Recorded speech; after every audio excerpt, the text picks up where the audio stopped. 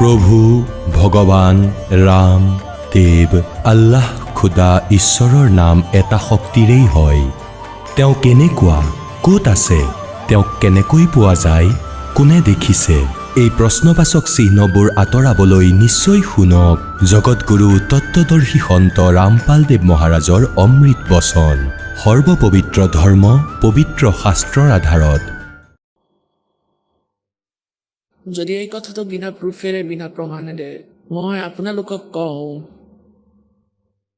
তেন্তে আপোনালোকে বিশ্বাস নকৰিব, ভুল বুজিব। আপোনালোকে শুনিবও প্ৰস্তুত নহ'ব পিছৰ বচনখিনি। গতিকে এই দাসে প্ৰযত্ন কৰে যে য'তেই কোনো মনৰ মাজত শংকা উৎপন্ন হয় তাতে এনেকুৱা এক প্ৰমাণ দি দিয়ে যাওক, যাতে মনে আপোনালোকক এই সত্য চাহেবৰ কথা শুনিবলৈ বাধা নিদিয়ে। ইয়াৰ বাবে আপোনালোকক অলপ প্ৰমাণ দেখুৱাও, আৰু বুদ্ধিমানৰ বাবে সংকেতেই যথেষ্ট। চাব শ্ৰীমদ দেৱী ভাগৱত। এয়া ক'ৰ পৰা প্ৰকাশিত হৈছে? গীতা প্ৰেছ, গোৰখপুৰৰ পৰা।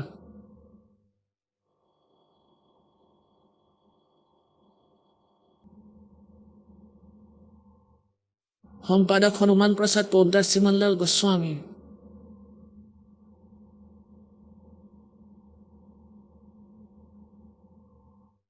প্ৰকাশক এবং মুদ্ৰক গীতা প্ৰেছ, গোৰখপুৰ, গোবিন্দ ভৱন কাৰ্যালয়, কলকাতাৰ সংস্থান।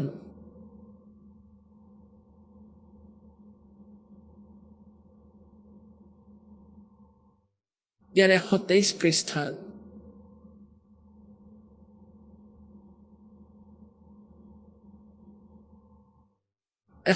পৃষ্ঠাৰ তৃতীয় স্কন্ধত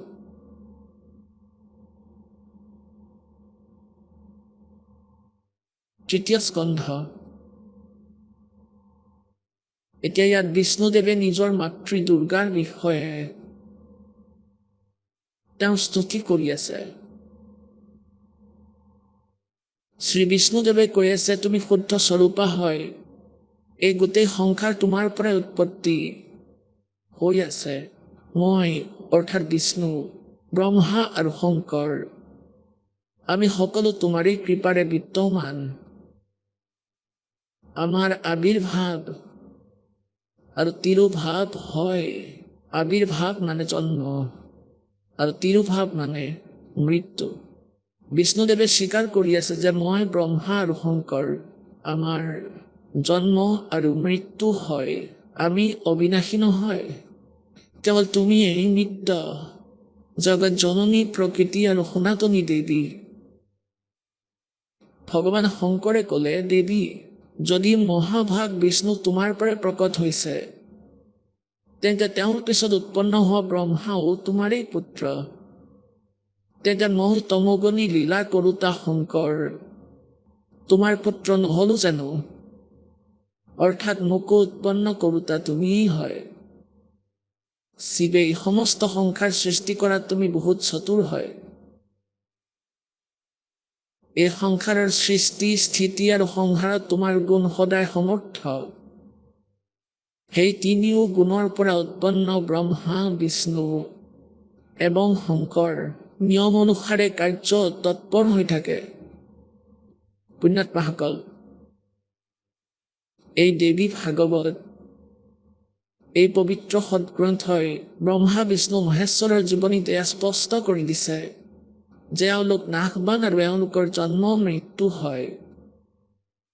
দুৰ্গা এওঁলোকৰ মাতৃ আৰু এওঁলোক ৰজগুণ ব্ৰহ্মা, শতগুণ বিষ্ণু, তমগুণ শিৱদেৱ হয়। আৰু এয়াও স্পষ্ট হ'ল যে এওঁলোকে কেৱল নিয়মিত কাৰ্যহে কৰিব পাৰে। এওঁলোকে কাৰোৰে সংস্কাৰ সলনি কৰিব নোৱাৰে, বদলি কৰিব নোৱাৰে। এতিয়া আপোনালোকক দেখুৱাওঁ শ্ৰী শিৱ পুৰাণৰ ভিতৰত। ইয়াত স্পষ্ট হৈ গৈছে। এতিয়া আপোনালোকক দেখুৱাওঁ যে এটা সময়ত ব্ৰহ্মা আৰু বিষ্ণুদেৱৰ মাজত বিবাদ আৰম্ভ হ'ল।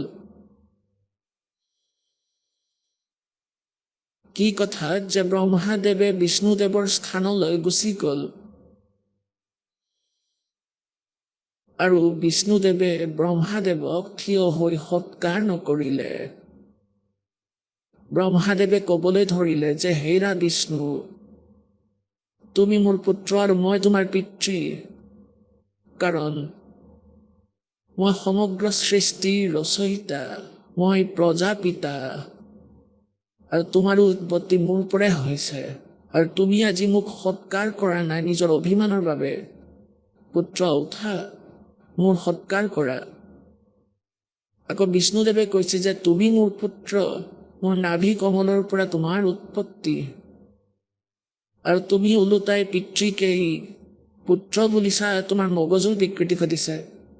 কোৱাৰ অৰ্থ এইটো যে ব্ৰহ্মাই কৈছে মই তোমাৰ পিতৃ, বিষ্ণুই কৈছে মই তোমাৰ পিতৃ, আৰু নিজৰ মাজতে এওঁলোকৰ হাই কাজিয়া, দ্বন্দ্ব বিবাদ, অস্ত্ৰ উলিয়ালে, সেনা আহিল আৰু যুদ্ধ আৰম্ভ হ'ল। এনে কাজিয়াটো তৃতীয় চতুৰ্থ শ্ৰেণীৰ বালকেহে কৰে। আমি যিসকলক পৰমাত্মা বুলি মানি পুজি আছো, এওঁলোকতো চতুৰ্থ পঞ্চম শ্ৰেণীৰ বালকতকৈ কম বুদ্ধিৰ মানুহ হয়।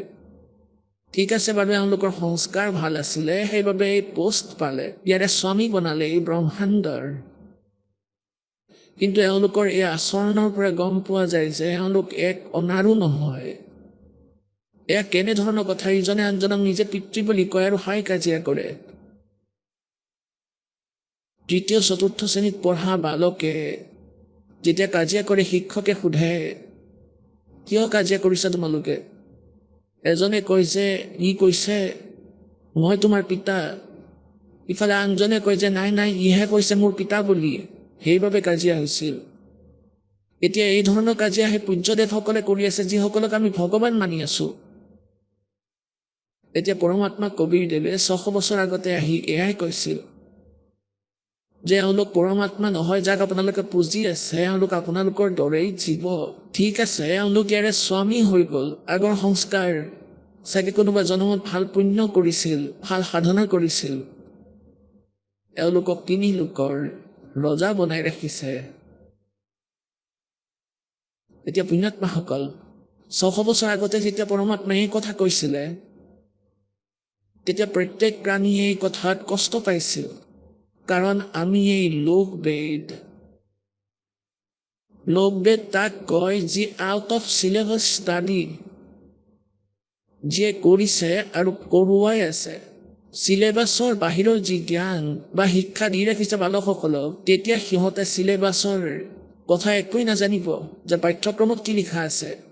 তেতিয়া সিহঁতে বিৰোধিতা কৰে, কাৰণ সেই ভুৱা শিক্ষকসকলে ভুল জ্ঞান দিছে, ভুল শিক্ষা দিছে, আৰু সেইকাৰণে সেই সকলো ভ্ৰমিত। গতিকে এনেকৈ যি আমাৰ আধ্যাত্মিক গুৰু আছিল, ঋষি আছিল, মহৰ্ষি আছিল, ব্ৰাহ্মণ আছিল, মণ্ডলেশ্বৰ মহন্ত আছিল, আচাৰ্য আছিল, এই সকলোৱে আউট অফ চিলেবাছ পঢ়াইছিলে।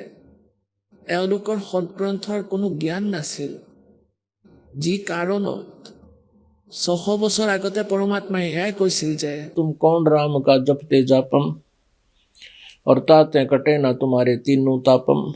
তোমালোকে কোন ভগৱানৰ ভক্তি কৰি আছা, যিয়ে তোমালোকৰ কষ্ট নিবাৰণো কৰিব নোৱাৰে। আৰু পৰমাত্মাৰ ভক্তি, মুক্তি আৰু আহিবলগীয়া বিপদৰ পৰা বাচিবলৈ আৰু মুক্তি পাবলৈকে আমি সাধনা কৰোঁ। গতিকে আজি আপোনালোকে এইকাৰণে স্বীকাৰ কৰিব, কাৰণ আপোনালোক আজি শিক্ষিত। বৰ্তমানত যদি শিক্ষাৰ কিবা লাভ হৈছে, তেন্তে এয়াই যে আমি সদগ্ৰন্থক স্বয়ং চাই আৰু পৰমাত্মাক চিনিব পাৰিম আৰু আমাৰ কল্যাণ কৰাব পাৰিম। অন্যথাই এডুকেশ্যনৰ একো আৱশ্যকতাই নাছিল। এই এডুকেশ্যনে কি কৰালে? পৰমাণু বম বনাই দিলে, আমাক বেইমান বনাই দিলে। ভায়েক ককায়েকৰ মাজত মৰম নাই, ভায়েক ভনীয়েকৰ মাজত মৰম নাই, পিতৃ মাতৃৰ প্ৰতি কোনো দায়িত্ব নাই। আমি ইমান চতুৰ প্ৰাণী হৈ গৈছোঁ। আৰু ইয়াৰ পৰা যদি কিবা লাভ আছে, কেৱল পৰমাত্মাক পোৱাৰ পথত এয়া সহযোগী হয় এই শিক্ষা। সেইবাবে মালিকে এই সময় নিৰ্ধাৰিত কৰিছে যে কলিযুগততো এওঁলোক নষ্টই হ'ব, কলিযুগীয়ে হ'ব এওঁলোক। তাৰপিছত ইয়াত পৰমাত্মাক চিনি পুণ্যাত্মাসকলে চিৰদিনৰ বাবে জন্ম মৃত্যু ৰোগৰ পৰা নিজকে মুক্ত কৰাব, কল্যাণ কৰাব, মুক্ত হৈ যাব। এতিয়া ইয়াত আপোনালোকক দেখুৱাওঁ যে ব্ৰহ্মাদেৱ নন্দিকেশ্বৰ নামৰ ভগৱান শিৱৰ এখন বাহন আছে। তেওঁ কৈ আছে, আৰু কি কৈ আছে, যে ব্ৰহ্মা আৰু বিষ্ণুৰ যুদ্ধ হৈ গ'ল, পৰস্পৰে কাজিয়া কৰি আছিল।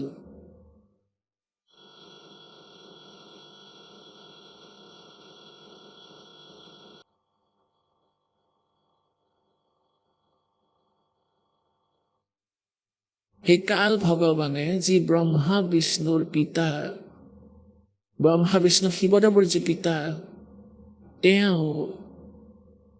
তেওঁলোকৰ মাজত এটা স্তম্ভ থিয় কৰালে, যিটো আছিল তেজোময়। তেওঁলোকে যুদ্ধ বন্ধ কৰিলে। সেই খুঁটাটোৰ, সেই স্তম্ভটোৰ, সেই পিলাৰটোৰ ওপৰ তললৈ গৈ তাৰ এণ্ড চাব ধৰিলে। এইটো বহুত দীঘলীয়া কাহিনী। এতিয়া আমি আমাৰ উদ্দেশ্যলৈ আহোঁ,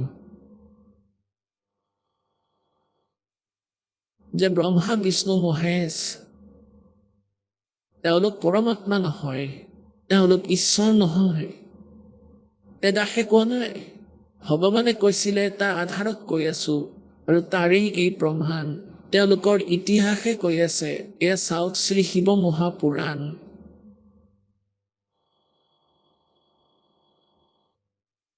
ইয়াত আটাইতকৈ ডাঙৰ সুবিধা এইটো যে ইয়াত সংস্কৃত বিদ্যমান।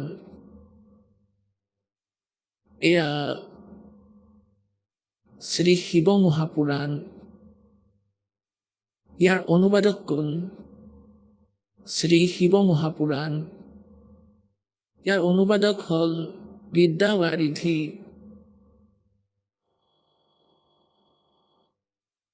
পণ্ডিত জ্বালা প্ৰসাদ মিশ্ৰকৃত হিন্দী টিকা সহিত। আৰু ক'ৰ পৰা প্ৰকাশিত? খেমৰাজ শ্ৰীকৃষ্ণ দাস প্ৰকাশন, বোম্বাই। ইমান।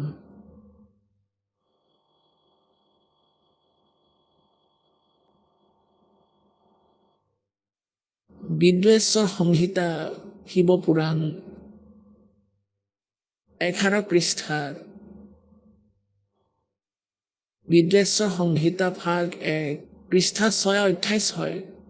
অধ্যায় 6 11 পৃষ্ঠাত। ইয়াত নন্দিকেশ্বৰে কৈছে, নন্দিকেশ্বৰে ক'লে,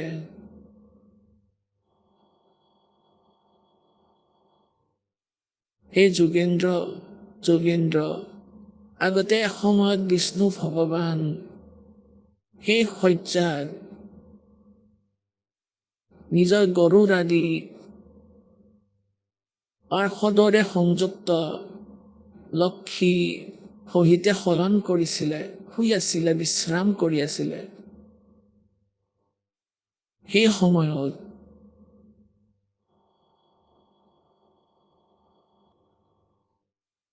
ব্ৰহ্মজ্ঞানীৰ মাজত শ্ৰেষ্ঠ, এয়া চাওক, ব্ৰহ্মজ্ঞানী বুলিও কৈছে। বালকৰ দৰে বুদ্ধি অংকৰ। निर्जन तेरा दरबार दातनिक निर्णय विचार पाखंडी की पूजा जग में संत ने कह लबाड़ और अज्ञानी को परम विवेकी और ज्ञानी को मूड गंवार। আৰু ব্ৰহ্মজ্ঞানী বুলি কৈছে ব্ৰহ্মাদেৱ। ব্ৰহ্মজ্ঞানীত শ্ৰেষ্ঠ ব্ৰহ্মাদেৱ নিজৰ ইচ্ছাৰে তালৈ আহিছিল। কলৈ আহিছিল? য'ত বিষ্ণুদেৱ বিৰাজমান আছিল। সকলো প্ৰকাৰে সুন্দৰ বিচনাত শয়ন কৰি আছিলে। কমল লোচন বিষ্ণুদেৱক সুধিব ধৰিলে,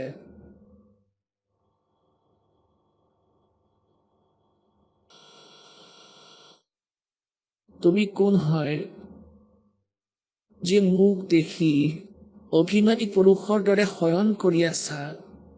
এয়া ব্ৰহ্মা পৰম জ্ঞানীয়ে কৈছে, বিষ্ণুক কৈছে যে তুমি কোন হয়, যি মোক দেখি অভিমানী পুৰুষৰ দৰে শয়ন কৰি আছা, শুই আছা?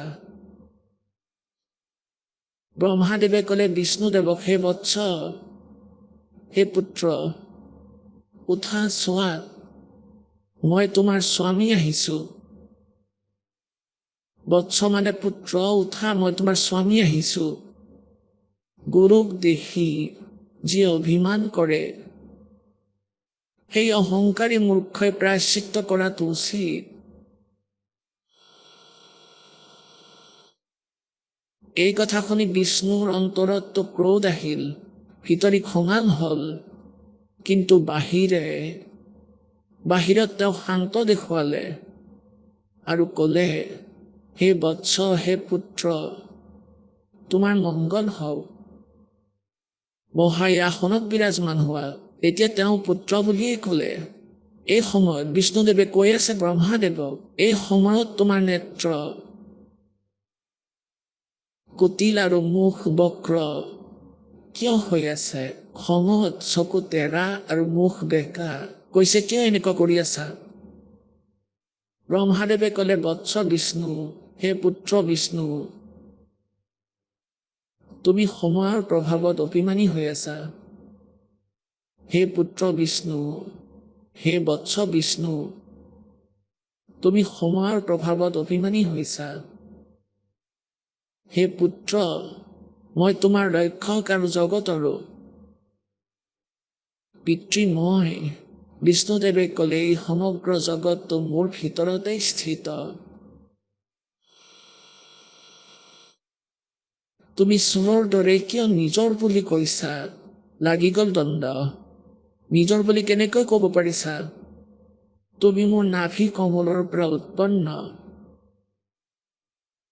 হৈছা, সেইবাবে তুমি মোৰ পুত্ৰ। মোক পুত্ৰ বুলি কোৱাটো ব্যৰ্থ। নন্দিকেশ্বৰে ক'লে, এই প্ৰকাৰে ব্ৰহ্মা বিষ্ণু দুয়োজনেই ৰজগুণেৰে মুক্ত হৈ বিবাদ কৰিবলৈ ধৰিলে। সন্মানৰ ফোকাতুৰসকলে মই শ্ৰেষ্ঠ হওঁ, মই স্বামী হওঁ, এনেকৈ কৈ এজনে আনজনক মৰাৰ ইচ্ছাৰে যুদ্ধ কৰিবলৈ উৎসুক হ'ল। আৰু আগলৈ চাওক কি আচৰিত কৰি থৈছে। সকলো দেৱতাই বিমানত বহি সেই মহা অদ্ভুত যুদ্ধ চাবলৈ আহিল আৰু আকাশৰ পৰা তেওঁলোকৰ ওপৰত ফুল বৰষাবলৈ ধৰিলে। বা দেৱতাসকল জয় হওক। যেনেদৰে গাঁৱত মেলা বহোৱা হয়, যেনেদৰে গাঁৱত দুই ষাঁড় গৰুৰ মাজত কুস্তি খেলোৱা হয়, আগতে কৰাইছিলে। ষাঁড় গৰুৰ মাজত যুদ্ধ লগাইছিলে আৰু ইফালে মানুহবোৰে চিঞৰিছিলে, মাৰা মাৰা খেদা। ষাঁড় গৰুকেইটাক উৎসাহিত কৰিবলৈ মানুহবোৰে এনেদৰে চিঞৰ বাখৰ কৰিছিলে। সিহঁতৰ মাজত কাজিয়া লগাইছিলে আৰু সেই কাজিয়া সিহঁতে চাইছিলে। দেৱতা সকলে আকাশলৈ আহি যুদ্ধ চাইছিলে দুয়োজনৰ, আৰু ওপৰৰ পৰা ফুল বৰষাইছিলে যে বঢ়িয়া, কটা মৰা কৰা। দেৱতাসকলৰ দায়িত্ব আছিল মাজত আহি থিয় হোৱা, যে হে প্ৰভুসকল, আপোনালোকে এনেকুৱা কাৰ্য কৰিলে জনতাসকলে আপোনালোকৰ দৰে আচৰণ কৰিব। যদি তেওঁলোক দেৱতাই হয় তেন্তে তেওঁলোকক বুজাবহে লাগিছিলে যে কি কৰি আছে। গতিকে পৰমাত্মাই কয়, কি চিন্তাধাৰা? কাৰো মনলৈ চিন্তা অহা নাছিল যে এনেকুৱা অবিচাৰ চলি আছে আৰু ইয়াক বন্ধ কৰিব লাগে। তাৰপিছত কি হ'ল যে তেওঁলোকৰ মাজত এটা স্তম্ভ থিয় কৰাই দিয়া হ'ল। কোনে কৰিলে? কালে। এই দুয়োজনৰ মাজতে যেতিয়া তেওঁলোকে যুদ্ধ কৰি আছিলে, এটা স্তম্ভ, এটা খুঁটা থিয় কৰাই দিলে কালে। কাল কোন হয়? ব্ৰহ্মা বিষ্ণু মহেশ্বৰৰ পিতা। এওঁ সন্মুখত নাহে নিজৰ অৰিজিনেল ৰূপত। কাৰোবাক ব্ৰহ্মাৰ ৰূপত দৰ্শন দিয়ে, কাৰোবাক বিষ্ণুদেৱৰ ৰূপত দৰ্শন দিয়ে, নাইবা কাৰোবাক শিৱৰ ৰূপত দৰ্শন দিয়ে।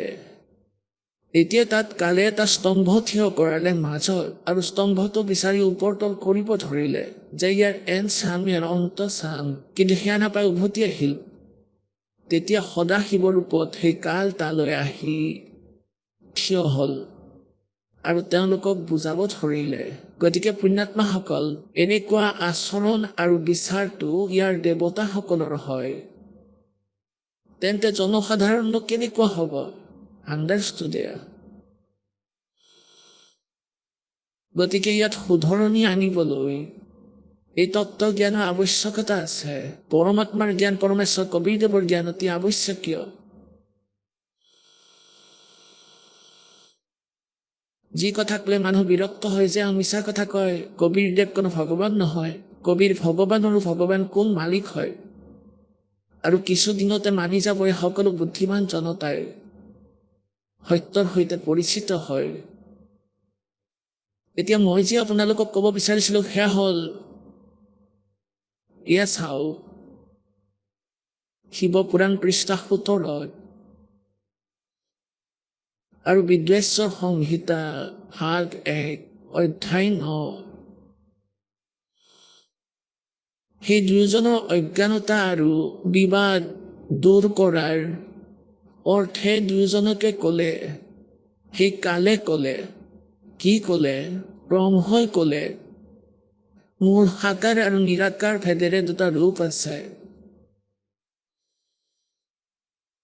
দুটা ৰূপ ধাৰণ কৰোঁ, দুটা ৰূপ আছে, কিন্তু আন ঈশ্বৰ নাই। এই কাৰণতে তেওঁলোকৰ দুটা ৰূপ হ'ব নোৱাৰে। প্ৰথম স্তম্ভ ৰূপ আৰু পিছত মূৰ্তিমান ৰূপ ধাৰণ কৰিছে।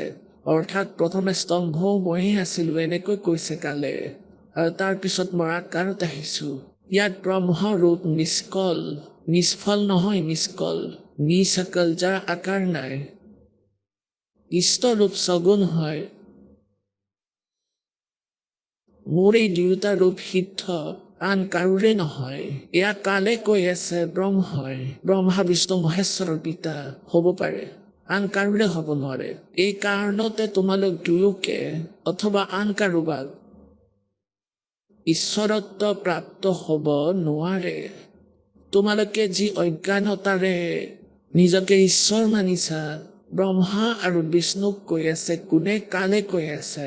ব্ৰহ্ম এওঁলোকৰ পিতাই কৈ আছে, 21 ব্ৰহ্মাণ্ডৰ ভগৱানে কৈ আছে, স্বামী, তোমালোকে যি অজ্ঞানতাৰে নিজকে ঈশ্বৰ ভাবিছা, অৰ্থাৎ মালিক ভাবিছা, ভগৱান ভাবিছা, এয়া বৰ অদ্ভুত হ'ল, এয়াতো বৰ ভুল হ'ল,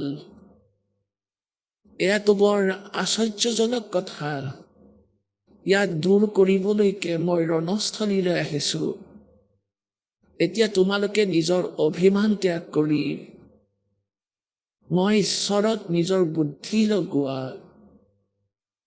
মোৰ প্ৰসাদেৰে লোকত সকলো অৰ্থ প্ৰকাশ হয়। মই পৰব্ৰহ্ম হওঁ আৰু মোৰ সাকাৰ নিৰাকাৰ ৰূপে ব্ৰহ্ম হোৱা বাবে মই ঈশ্বৰ হওঁ। আৰু মোৰ এই সাকাৰ নিৰাকাৰ ৰূপ আছে, ব্ৰহ্ম হোৱাৰ বাবে মই ঈশ্বৰ।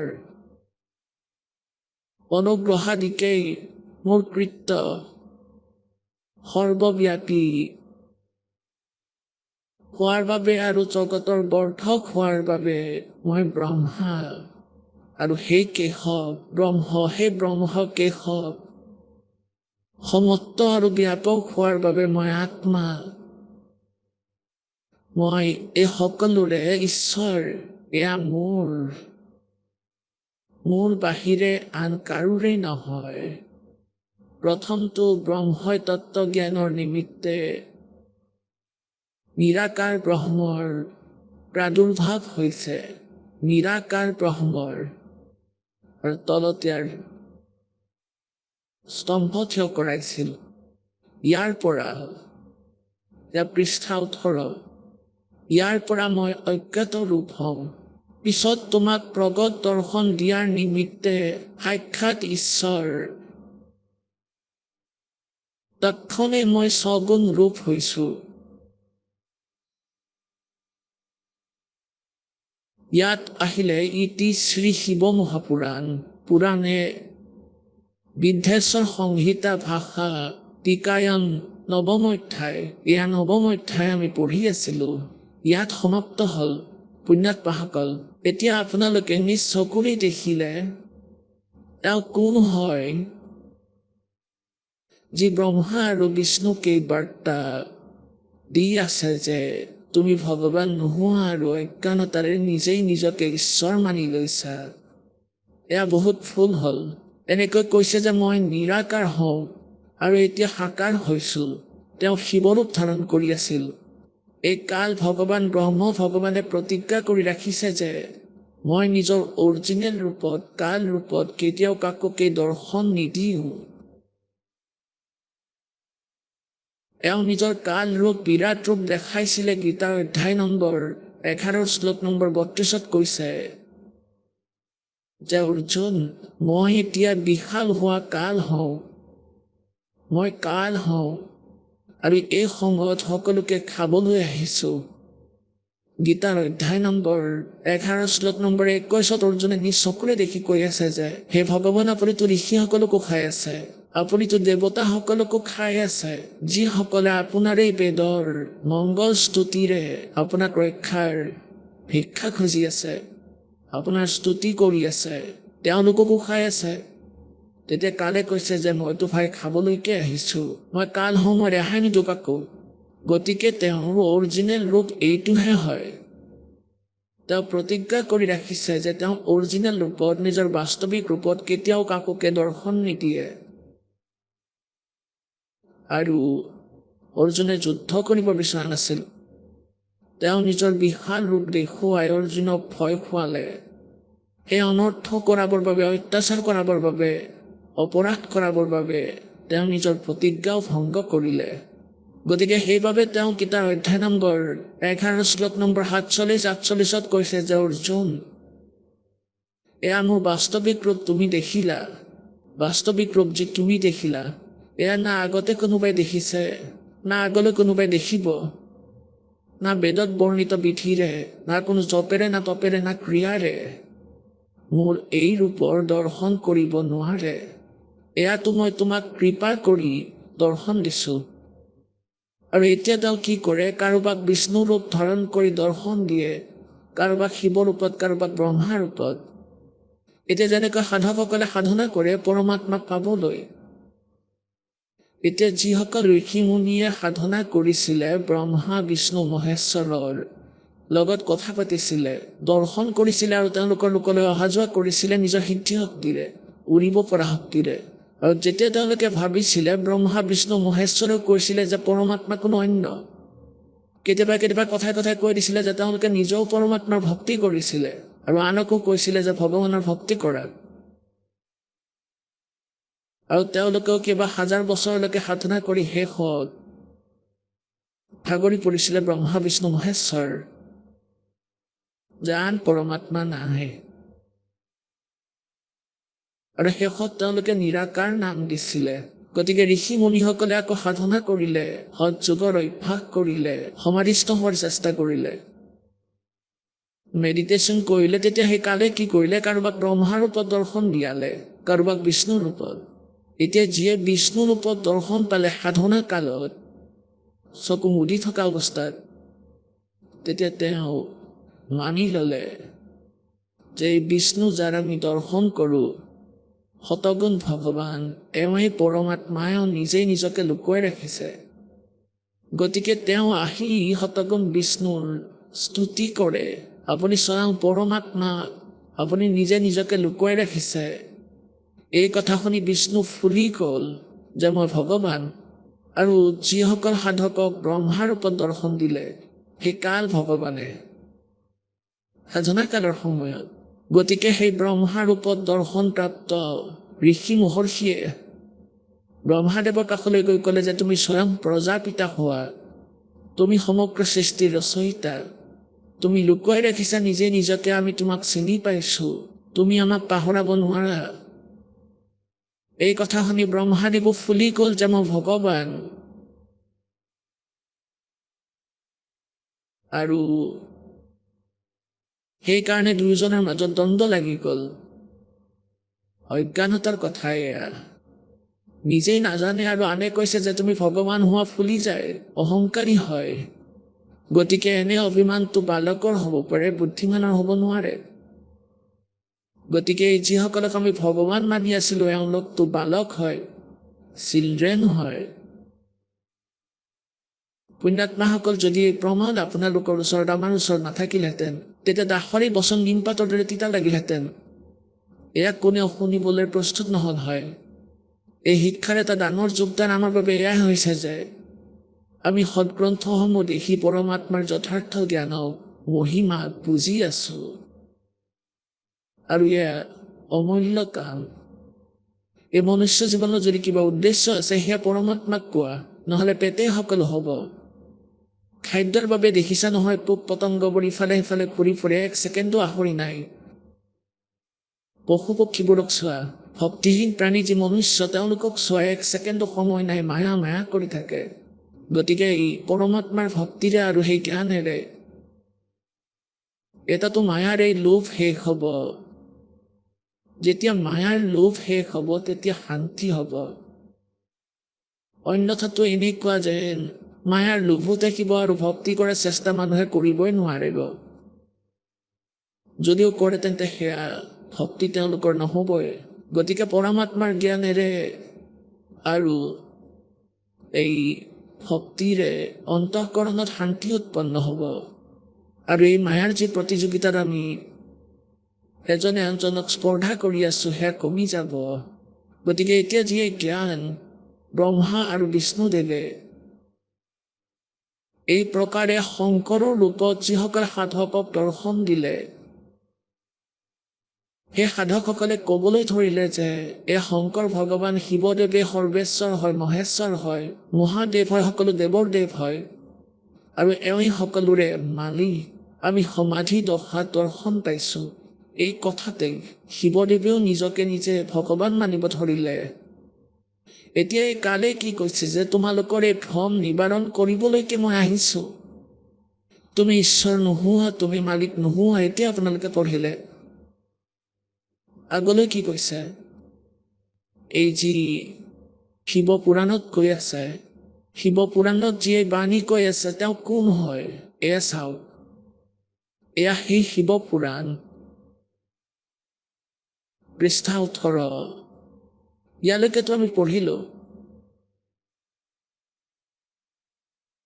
এতিয়া আমি আগলৈ চাওঁ পৃষ্ঠা 18ত বৃদ্ধেশ্বৰ সংহিতা অধ্যায় 10 আমি পঢ়িলোঁ। 9টো ইয়াত সমাপ্ত হৈ গ'ল। এতিয়া 10মত কি কৈছে এই কালে, এই ব্ৰহ্মই কি কৈছে, এই ব্ৰহ্মই কাল কোৱা, ব্ৰহ্ম কোৱা, হে পুত্ৰ। ব্ৰহ্মা আৰু বিষ্ণুক কৈ আছে হে পুত্ৰ, অৰ্থাৎ তেওঁলোকৰ পিতা হয় এই কাল। ইয়াত শিৱৰূপত থিয় হৈছে, শিৱৰূপত। এয়া কৃত্য, হে পুত্ৰসকল, এয়া কৃত্য তোমালোকে তপেৰে প্ৰাপ্ত কৰিছা। কোনবোৰ?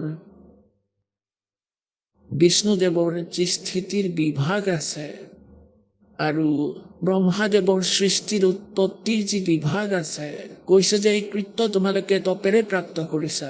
সেই পুত্ৰসকল, এই কৃত্য তোমালোকে তপেৰে প্ৰাপ্ত কৰিছা। যি সৃষ্টিৰ উৎপত্তি আৰু পালন বুলি কয়, সেয়ে মই প্ৰসন্ন হৈ তোমালোকক দিছোঁ।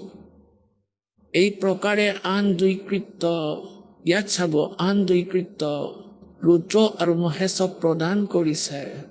ইয়াৰ পৰা সিদ্ধ যে ব্ৰহ্মা, বিষ্ণু, ৰুদ্ৰ আৰু মহেশতকৈ ভিন্ন যি এই শিৱ পুৰাণৰ জ্ঞান কৈ আছে। আমাৰ এইখিনি যথেষ্ট আছিল। এতিয়া এই গীতাৰ জ্ঞানো এওঁহি দি আছে ব্ৰহ্মা, বিষ্ণু, মহেশ্বৰৰ পিতৃয়ে। ইয়াত চাব,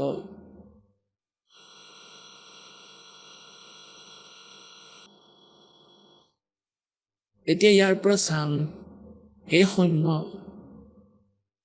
এয়া পৃষ্ঠা নম্বৰ 19, 18 আপোনালোকে পঢ়িলে অলপতে। পৃষ্ঠা নম্বৰ 18 পঢ়িছিলে আপোনালোকে, এয়া চাওক, এয়া 18। এতিয়া আমি এয়া 19 পৃষ্ঠা পঢ়িম।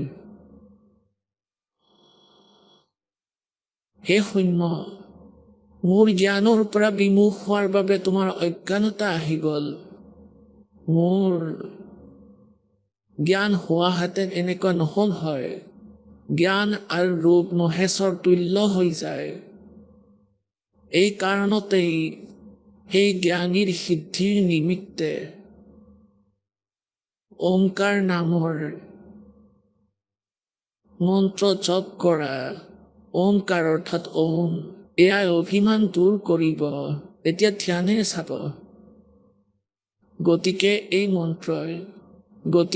মন্ত্ৰই উপদেশ দিয়ে, এই ওমকাৰ মোৰ মুখেৰে উৎপন্ন হোৱাত মোৰ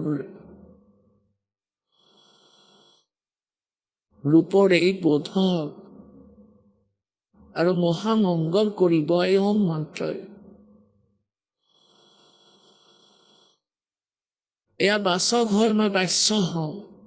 এই মন্ত্ৰ মোৰ আত্মা হয়, এই ওমকাৰ, ইয়াৰ স্মৰণেৰে মোৰ স্মৰণ হয়, অমৰ জপেৰে কালৰ ব্ৰহ্মৰ স্মৰণ হয়। উত্তৰৰ ফালে মুখৰ পৰা আকাৰ আৰু পশ্চিমৰ মুখৰ পৰা উকাৰ, দক্ষিণৰ মুখৰ পৰা মকাৰ, পূবৰ মুখৰ পৰা বিন্দু আৰু মধ্য মুখৰ পৰা নাদ উৎপন্ন হৈছে। এই প্ৰকাৰে 5 প্ৰকাৰে নিৰ্গত হৈ, এই সকলো এক হৈ ওম এনে এটা আখৰ হৈ যায়। পুণ্যাত্মাসকল গীতাত, শ্ৰীমদ ভাগৱত গীতাত অধ্যায় 8 শ্লোক 13 গীতাৰ জ্ঞানদাতাই কৈছে, ওম ইতি একাক্ষৰম দ্ৰং ব্যৱহাৰণ মাম অনুসৰণ ইয়ে ত্ৰিয়াতি তদন্তেহং সয়াতি পৰমাম গতিম। গীতাৰ জ্ঞানো এমনি দি আছে, কালে ব্ৰহ্মা বিষ্ণু মহেশ্বৰৰ পিতাই। ইয়াতো কৈ আছে যে সকলো একীভূত হয়, একীভূতে পুনশ্চ তৎ ওম ইতি একাক্ষৰম ভাৱত। ইয়াত ওম নমঃ শিৱায় কতোৱেই নাই, এওঁলোকে ওম নমঃ শিৱায় ভুল কৰি ৰাখিছে। দেখুৱাম আপোনালোকক, কেৱল হিন্দীত অনুবাদ কৰাখনত, সেইবাবে সংস্কৃতত আছে एकीभूत है। पुनस्तत् ओम ओम इति एकाक्षरो भवत। ইয়াত আপুনি কতো ওম নমঃ শিৱায় দেখা নাপায়, নিজে চাই লওক। কতোৱে ওম নমঃ শিৱায় নাই। এই সকলো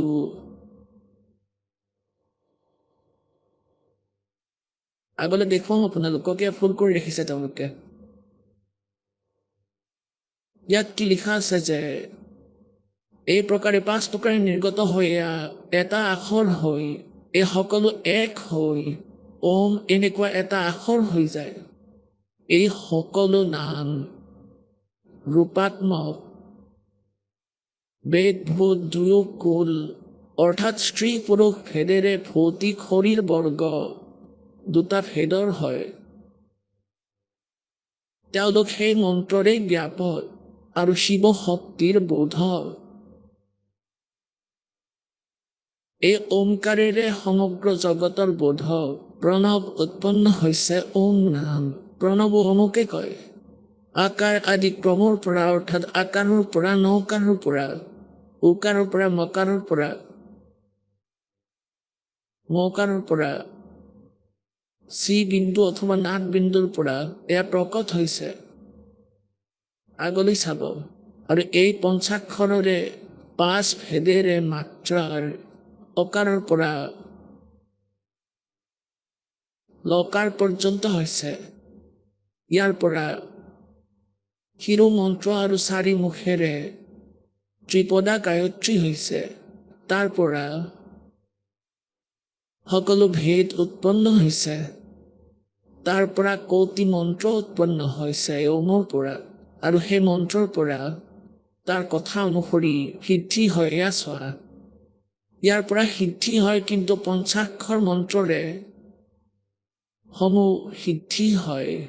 এতিয়া ইয়াত কি কৈছে, গায়ত্ৰী মন্ত্ৰৰেতো কেৱল কথানুসাৰ সিদ্ধি হয়, কথা অনুসাৰে, কিন্তু পঞ্চাক্ষৰ মন্ত্ৰই ওমেৰে সকলো সিদ্ধি হয়।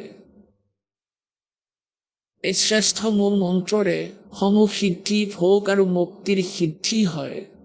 কলা সহিত সকলো ৰাজমন্ত্ৰ সাক্ষাৎ ভোগ দিওঁতা হয়। এয়া মুক্তিৰ মন্ত্ৰ নহয়। নন্দিকেশ্বৰে ক'লে, তেতিয়া সেই দুয়োজনৰে গুৰু শিৱদেৱে তেওঁলোক দুয়োজনৰে শিৰত বস্ত্ৰ ৰাখি নিজৰ কৰ কমল ধাৰণ কৰি পাৰ্বতী সহিতে উত্তৰ দিশৰ ফালে মুখ কল্পনা কৰি তেওঁলোক দুয়োকে মন্ত্ৰ দিছিল। তেওঁলোকক মন্ত্ৰ দিছিল, নাম দিছিল। যন্ত্ৰতন্ত্ৰ আৰু যুক্তিপূৰ্বক 3 বাৰ সেই মন্ত্ৰক উচ্চাৰণ কৰোৱাই মন্ত্ৰ প্ৰদান কৰিছিল। তেতিয়া তেওঁলোক দুয়ো দক্ষিণত তেওঁলোকক নিজৰ আত্মা নিবেদন কৰোৱালে।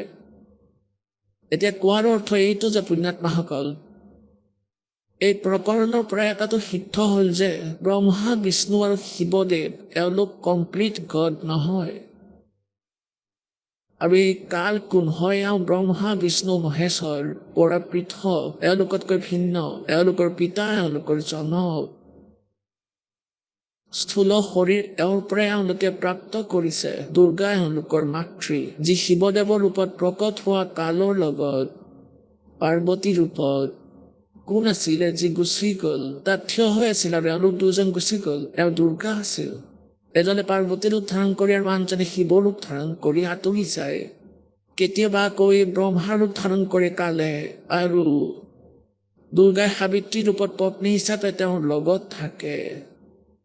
আৰু কেতিয়াবা এওঁ বিষ্ণু ৰূপ ধাৰণ কৰে আৰু দুৰ্গাই লক্ষ্মী ৰূপ ধাৰণ কৰি এওঁৰ লগতেই থাকে। গতিকে এনেকৈ এওঁলোকে সকলোকে আভুৱা হৈ আছে, সত্যতাৰ পৰা দূৰত ৰাখিছে। নিজৰ বাস্তৱিকতাৰ কথাও এওঁলোকক নকয়। এওঁলোকক মাথো কৈছে যে ওম নাম হয় আৰু ওম মোৰ মন্ত্ৰ, ইয়াক জপ কৰিলে ইয়াৰ সকলো সিদ্ধি ভোগ তোমালোকে প্ৰাপ্ত কৰিবা। এওঁলোকে তাতে বিভ্ৰান্ত কৰিব আৰম্ভ কৰিলে। এতিয়া অলপ খেলি মেলি দেখুৱাও, এই কলিযুগৰ অনুবাদকসকলে কি ধৰণে খেলি মেলি কৰিছে। শিৱ পুৰাণ এতিয়া দেখুৱাম, শ্ৰী শিৱ পুৰাণ, যি কেৱল হিন্দী। ইয়াতো আপোনালোকক দেখুৱাইছো, ইয়াততো সংস্কৃত লগতে আছে। সংস্কৃতে আমাক এইটো ক্লিয়াৰ কৰি দিছে যে ইয়াত ওম নমঃ শিৱায় বুলি কোনো মন্ত্ৰ নাই। কেৱল ওম মন্ত্ৰহে পূজাৰ বাবে ব্যৱস্থা কৰিছে।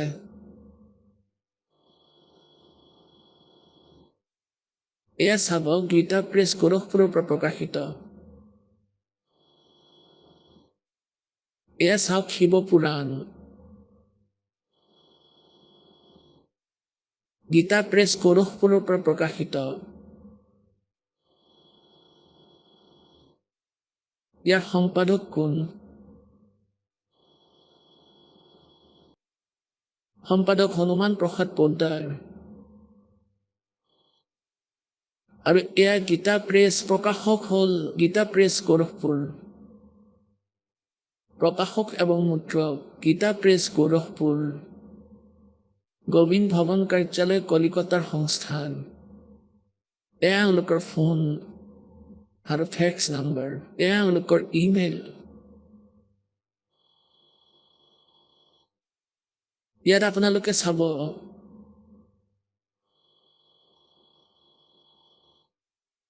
চৌব্বিছ 25 পৃষ্ঠাত সেই প্ৰকৰণেই আছে। ব্ৰহ্মা আৰু বিষ্ণু পৰস্পৰৰ কাজিয়া লাগিল তেওঁলোকৰ মাজত। এয়া হ'ল বিদ্বেশ্বৰ সংহিতা। তেওঁলোকে কেৱল ইয়াৰ অনুবাদহে কৰিছে, সংস্কৃতত লিখা নাই। এই 24 পৃষ্ঠাত এই দুয়োৰে মাজত, ব্ৰহ্মা আৰু বিষ্ণুৰ মাজত কালে এক তেজময় স্তম্ভ পিলাৰ থিয় কৰাই দিলে নিজৰ সিদ্ধিৰে। তেতিয়া এই দুয়োজনে ভাবিব ধৰিলে ইয়াত কি। তাৰপিছত এই কাল প্ৰকট হ'ল শিৱ ৰূপত। ইয়াতে কি কৈছে যে ব্ৰহ্মা আৰু বিষ্ণুই সুধিলে, প্ৰভু, সৃষ্টি আদি 5 কৃত্যৰ লক্ষণ কি? এয়া আমাক দুয়োকে জনাও। ভগৱান শিৱই ক'লে, মোৰ কৰ্তব্যক জনা। আৰু বুজাটো অত্যন্ত কঠিন, তথাপিও মই কওঁ কৃপাপূৰ্বক। তেওঁৰ বিষয়ে কৈ আছো, আগলি চাওক। আমাৰ যি দৰকাৰ আছে আমি সেয়া পূৰা কৰিম। পুত্ৰসকল, এয়া কালে কৈ আছে। সেয়া আপোনালোকে সংস্কৃতত দেখিছিলে, এয়া কেৱল হিন্দীত আছে। ইয়াত লিখা আছে, পুত্ৰসকল, তোমালোক দুজনে তপস্যা কৰি প্ৰসন্ন কৰা মই পৰমেশ্বৰৰ পৰা সৃষ্টি আৰু স্থিতি নামক 2 কৃত্য প্ৰাপ্ত কৰিছা। কয় যে জোতাও তোমাৰ, মূৰটোও তোমাৰ। এতিয়া কালে কৈছে, তোমালোক দুজনে তপস্যা কৰিলা, তপেৰে ৰাজ প্ৰাপ্ত হয়, এয়া নিয়ম ইয়াৰে। আৰু তোমালোকে তপস্যা কৰিলা, আৰু তপস্যা কৰাৰ পিছত সেই তপস্যাৰ প্ৰতিফলেৰে মই তোমালোকক সৃষ্টি ব্ৰহ্মাক আৰু স্থিতি বিষ্ণু 2 কৃত্য দিছো। এই দুয়োটা তোমালোকৰ বহুত প্ৰিয়। এই প্ৰকাৰে মোৰ বিভূতি স্বৰূপ ৰুদ্ৰ আৰু মহেশ্বৰে দুই অন্য উত্তম কৃত্য সংহাৰ আৰু তিৰুভাৱ মোৰ পৰা প্ৰাপ্ত কৰিছে। মে নহয় নে হ'ব লাগিছিলে। এতিয়া যি এই কাল গীতাৰ জ্ঞানদাতা তেওঁৱে এতিয়া ইয়াত জ্ঞান দি আছে। ব্ৰহ্মা বিষ্ণু মহেশ আৰু ৰুদ্ৰ এই চাৰিজন বেলেগ হয়। ব্ৰহ্মা বিষ্ণু এয়া দুজন হ'ল, ৰুদ্ৰ আৰু মহেশ এয়া দুজন বেলেগ হ'ল চাৰিজন, আৰু কোৱাজন বেলেগ পঞ্চমজন। মোৰ পৰা প্ৰাপ্ত কৰিছে, কিন্তু অনুগ্ৰহ নামক কৃত্য আন কোনোৱে পাব নোৱাৰে। ৰুদ্ৰ আৰু মহেশ্বৰে নিজৰ কৰ্মক নাপাহৰিলে, সেয়েহে মই তেওঁলোকৰ বাবে নিজৰ সমানতা প্ৰদান কৰিছোঁ। কালে কৈ আছে যি সেই ৰূপত থিয় হৈ আছে শিৱ ৰূপত, কৈছে ৰুদ্ৰ আৰু মহেশক মই নিজৰে ৰূপ দিছোঁ, অৰ্থাৎ তেওঁলোক বেলেগ হয়। ইতি সিদ্ধান্ত। কোন এই ৰুদ্ৰ আৰু মহেশ? এওঁলোকৰ বিষয়ে কৈছে, এই ৰূপ বেশ কৃত্য বাহন আসন আৰু আয়ুধ আদিত মোৰ সমানেই হয়। মই পূৰ্বকালত নিজৰ স্বৰূপভূত মন্ত্ৰৰ উপদেশ কৰিছিলোঁ, যি ওংকাৰ ৰূপেৰে প্ৰসিদ্ধ। সেয়া মহামংগলকাৰী মন্ত্ৰ। সৰ্বপ্ৰথমে মোৰ মুখেৰে ওংকাৰ ওম প্ৰকট হ'ল। ওংকাৰ কোৱা বা ওম কোৱা, যি মোৰ স্বৰূপৰ বোধক বোধ কৰোতা হয়। ওংকাৰ বাচক আৰু মই বাচ্য হওঁ, এই মন্ত্ৰ মোৰেই স্বৰূপ।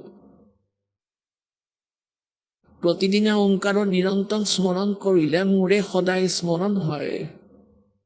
ওমৰ জপ ব্ৰহ্মৰ কালৰ, যি ব্ৰহ্মা বিষ্ণু মহেশ্বৰ পিতা হয়। মোৰ উত্তৰৱৰ্তী মুখেৰে অকাৰ অশব্দৰ, অকাৰ মানে অশব্দ, আৰু পশ্চিম মুখেৰে উকাৰ অৰ্থাৎ উ আখৰৰ, আৰু দক্ষিণ মুখেৰে মৰ অ উৰু ম, মুখেৰে মকাৰৰ, আৰু পূৰ্বৱৰ্তী মুখেৰে বিন্দুৰ, আৰু মধ্যৱৰ্তী মুখেৰে নাদৰ প্ৰাকট্য হৈছে। এই প্ৰকাৰে 5 অৱয়ৱেৰে যুক্ত ওংকাৰৰ বিস্তাৰ হৈছে। এই সকলো অৱয়ৱেৰে একীভূত হৈ, এই সকলো এক হৈ এই প্ৰণৱ অৰ্থাৎ ওম নামৰ এটা আখৰ হৈ গ'ল। ইয়াত চাওক, ইয়াত তেওঁলোকে এয়া ভুল কৰি ৰাখিছে। এয়া ব্ৰেকেটত তেওঁলোকে লিখি থৈছে যে এয়া এনেইতো কিতাপত নাই, মূল সংস্কৃতত নাই। এয়া অনুবাদকৰ্তাৰ নিজৰ বিবেচনা। ওম নমঃ শিৱায় এয়া পঞ্চাক্ষৰ মন্ত্ৰ হয়। এই 5টাটো লগ লাগি এটা হৈ গ'ল। পঞ্চাক্ষৰনো ক'ত হ'ল? এই সকলো এয়া 5টা হ'ল। মোৰ উত্তৰৱৰ্তী মুখেৰে অকাৰ এটা, আৰু পশ্চিম মুখেৰে উকাৰ 2, আৰু দক্ষিণ মুখেৰে মকাৰ 3, পূৰ্বৱৰ্তী মুখেৰে বিন্দু 4, আৰু মধ্যৱৰ্তী মুখেৰে নাদৰ, অৰ্থাৎ এয়া 5টা হৈ গ'ল। এই 5টাৰ এই প্ৰকাৰে 5 অৱয়ৱেৰে যুক্ত ওমকাৰৰ বিস্তাৰ হৈছে। এই সমূহ অৱয়ৱেৰে একীভূত হৈ এই প্ৰণৱ ওম নামৰ এটা আখৰ হৈ গ'ল। ওম নমঃ শিৱায় ক'ৰ পৰা আহিল? ইয়াক লিখিছে এওঁলোকে, চাওক, অকাৰ আদি ক্ৰমেৰে আৰু মকাৰ আদি ক্ৰমেৰে ক্ৰমশ প্ৰকাশত আহিছে। ওম নমঃ শিৱায় পঞ্চাক্ষৰ মন্ত্ৰ হৈ গ'ল। এই ওম নমঃ শিৱায় এই অনুবাদকৰ নিজৰ চিন্তা হয়। এই মন্ত্ৰ শাস্ত্ৰ বিৰুদ্ধ। শাস্ত্ৰবিধি ত্যাগ কৰি মনৰ মতে কৰা পূজা।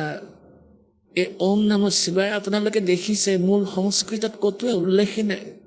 শ্ৰীমদ ভাগৱত গীতাৰ অধ্যায় নম্বৰ 8 আৰু শ্লোক নম্বৰ 13 এয়াই কৈছে কাল ভগৱানে। এয়া গীতাৰ জ্ঞানদাতাই কালে কৈ আছে, এই ব্ৰহ্মই কৈ আছে। এয়া ব্ৰহ্মা বিষ্ণু মহেশ্বৰ পিতাই কৈ আছে। দুৰ্গা এওঁৰ পত্নী হয়, যাক প্ৰকৃতি বুলি কয়। শ্ৰীমদ ভাগৱত গীতা চাব। শ্ৰীমদ ভাগৱত গীতা, গীতা প্ৰেছ গোৰখপুৰ, শ্ৰী জয়দয়াল গোবিন্দকাৰীৰ অনুবাদক। অধ্যায় নম্বৰ 8 শ্লোক নম্বৰ 13 আপোনালোকক কিছু দেখুৱাওঁ। অধ্যায় নম্বৰ 8 আৰু মন্ত্ৰ নম্বৰ 13 শ্লোক নম্বৰ 13 श्लोक नंबर 13 ओम इति एकाक्षरम ब्रह्म ब्रह्म व्यवहारन माम अनुसमरण মই ব্ৰহ্মৰ ওম ইতি একাক্ষৰম এয়া এটা আখৰ ব্যাহাৰণ উচ্চাৰণ কৰি অনুস্মৰণ স্মৰণ কৰি ইয়ে পৰ্যাতি তজং দেহম যি শৰীৰ ত্যাগ কৰি যায় সয়াতি পৰমাং গতিম যি মোৰ ওম নামেৰে পোৱা লাভ হয় সেয়া তেওঁলোকে প্ৰাপ্ত কৰে ওম নামেৰে যি গতি হয় সেয়া প্ৰাপ্ত হয় এওঁলোকৰ অনুবাদ এয়া ইয়াৰ পৰা আৰম্ভ হৈছে ইয়া যি পুৰুষ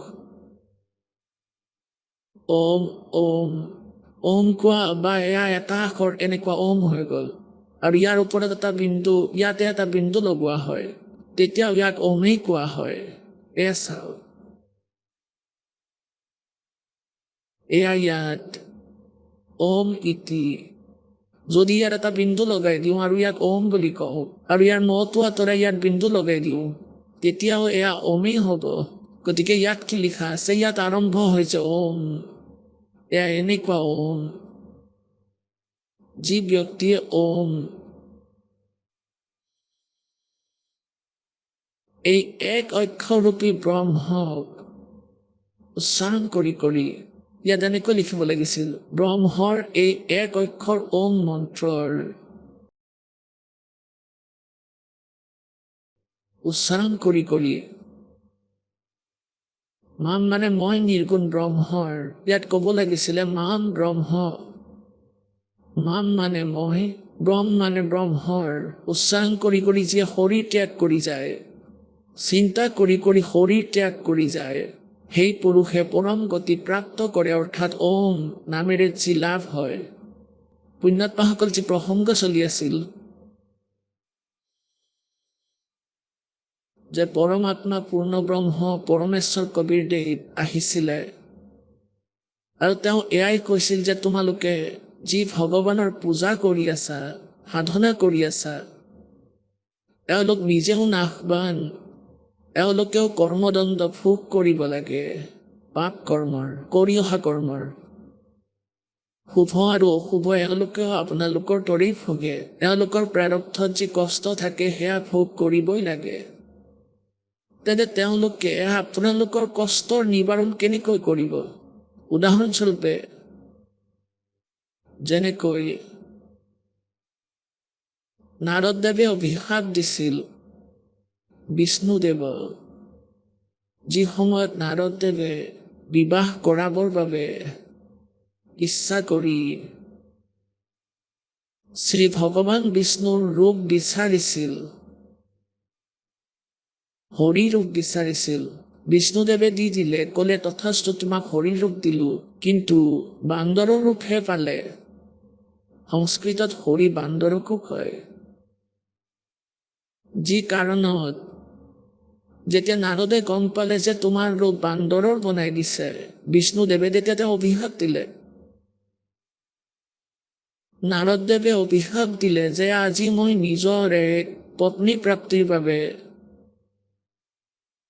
মই যি আজি কষ্ট পাইছোঁ দুখ পাইছোঁ নোপোৱাৰ দুখ আৰু তুমি মোৰ লগতে অভদ্ৰ ধেমালি কৰিছা তুমিও এটা জীৱন নিজৰ পত্নীক বিচাৰি হাবাথুৰি খাবা তোমাৰ আৰু তোমাৰ পত্নীৰ কেতিয়াও মিলন নহ'ব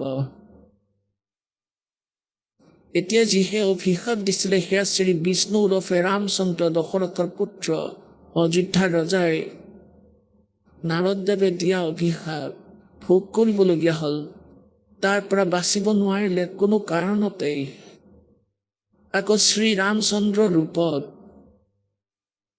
বিষ্ণুদেৱে এজন বালিক মাৰিছিল তেওঁলোকৰ মাজত যুদ্ধ হৈছিল আৰু বালিৰ ভিতৰত এটা শক্তি আছিল তেওঁ সন্মুখৰজনৰ 50% শক্তি টানি ল'ব পাৰিছিল শুহি লৈছিল শ্ৰীৰামচন্দ্ৰই জানিছিল সেইকাৰণে এডাল বৃক্ষৰ আঁৰ লৈ তেওঁক প্ৰতাৰণাৰে মাৰিছিল যুদ্ধত সন্মুখী হওঁতে যেতিয়া শক্তি ক্ষীণ হ'ব ধৰিলে, তেতিয়া বৃক্ষৰ আঁৰ ল'লে।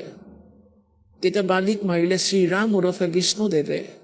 তাৰ সেই টিট ফৰ টেট অৰ্থাৎ তাৰ প্ৰতিশোধ কৰ্ম সংস্কাৰৰ ভোগ ভুগিবলগীয়া হ'ল। বিষ্ণুদেৱ শ্ৰীকৃষ্ণ হ'ল, অৰ্থাৎ ৰাম শ্ৰীকৃষ্ণ হ'ল। আৰু সেই বালিয়েই গৈ চিকাৰী হ'ল, আৰু চিকাৰীয়ে শ্ৰীকৃষ্ণৰ ভৰি বিষাক্ত কাঁড় মাৰি তেওঁক বধ কৰিলে। তেতিয়া শ্ৰীকৃষ্ণ নিজে কৈছিল যে এয়া তোমাৰ আৰু মোৰ পূৰ্বজন্মৰ টিট ফৰ টেট আছিল। আজি সেই প্ৰতিশোধ ভোগ কৰিলোঁ মই। ইফালে দুৰ্বাসাদেৱে অভিশাপ দিছিলে সমগ্ৰ যাদৱ কুলক ইনক্লুডিং শ্ৰীকৃষ্ণ, যে তোমালোকৰ নাশ হ'ব। এই কেৰাহীৰে যি তোমালোকে গৰ্ভত ৰাখি মোৰ লগত ধেমালি কৰিছিলা, ইয়াৰে গৰ্ভ সজাই কি হৈছিলে যে দুৰ্বাসাদেৱ দ্বাৰকাৰ বনিত গৈ বহিলে। বনি মানে গাঁৱৰ ওচৰৰে নিকটতম জংঘল হয়।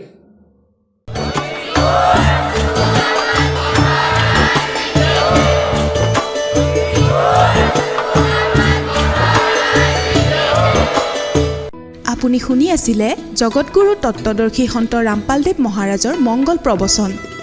অধিক জানিবৰ বাবে ভিজিট কৰক আমাৰ ৱেবছাইট www.jagatgururampalji.org। সন্ত ৰামপালদেৱ মহাৰাজৰ শুভ আশীৰ্বাদত সমগ্ৰ বিশ্বতে 500তকৈও অধিক নাম দীক্ষা কেন্দ্ৰ আছে, য'ত সন্ত ৰামপালদেৱ মহাৰাজৰ দ্বাৰা বিনামূলীয়া নাম দীক্ষা দি থকা হৈছে। আপোনাৰ নিকটৱৰ্তী নাম দীক্ষা কেন্দ্ৰৰ ঠিকনা জানিবলৈ সম্পৰ্ক কৰক 8222880541।